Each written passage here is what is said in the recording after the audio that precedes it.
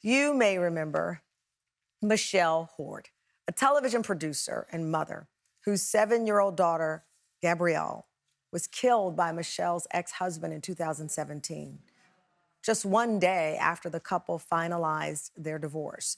Back in 2020, Michelle trusted us, trusted me, trusted you, with her story appearing here for her first television interview.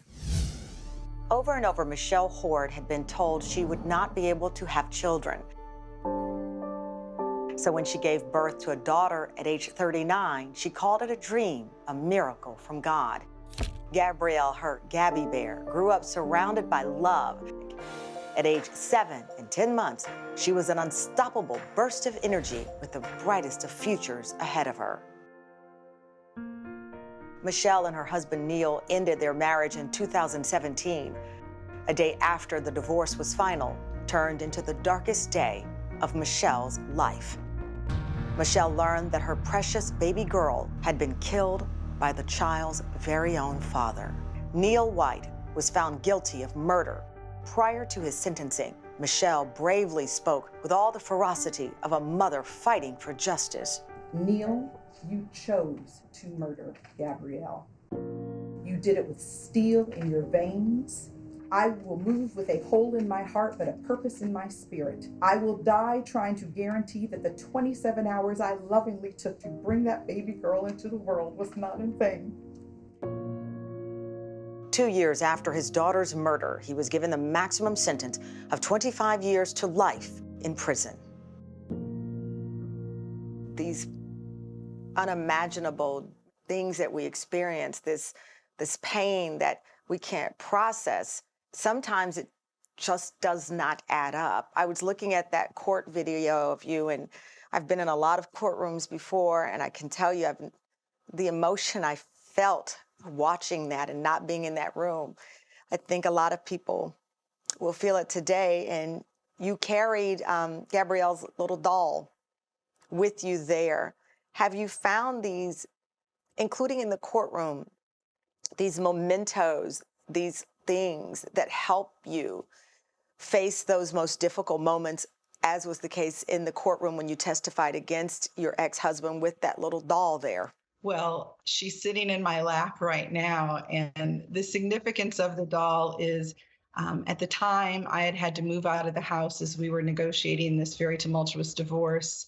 And being the type A mom that I was, her favorite baby doll that she'd had since she was an infant, I had 2 of.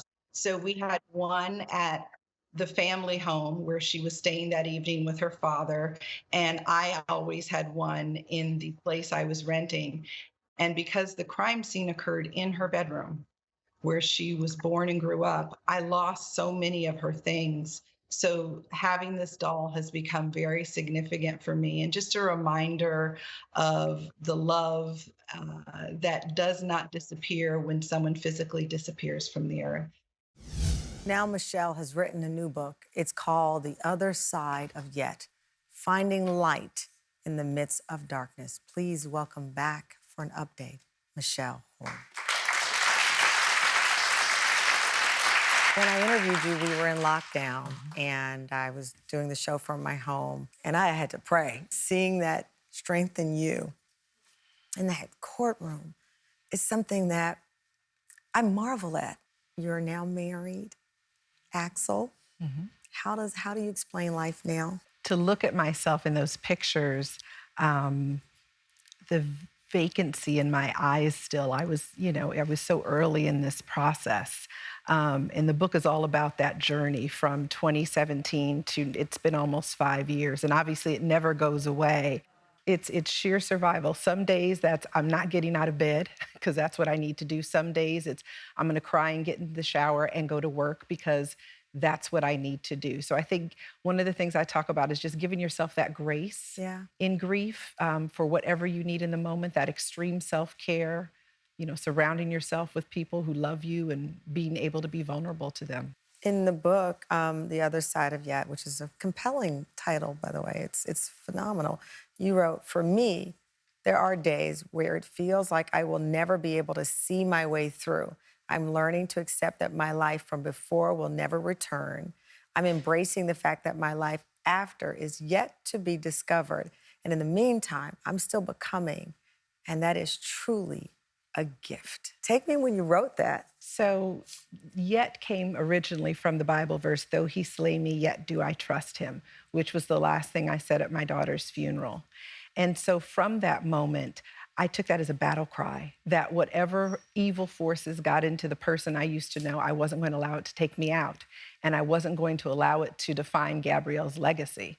And, thank goodness most people don't have to deal with the sort of thing I've dealt with, but we all have befores, right? We were sitting in a before in the last interview. We could have never imagined life, being like it was during COVID and how things would change. So it's really about how do you take what you need to from your before and make that pivot to yet that says, these things are true. This horrible thing, this scary thing has happened, yet I can potentially have a future. Yeah.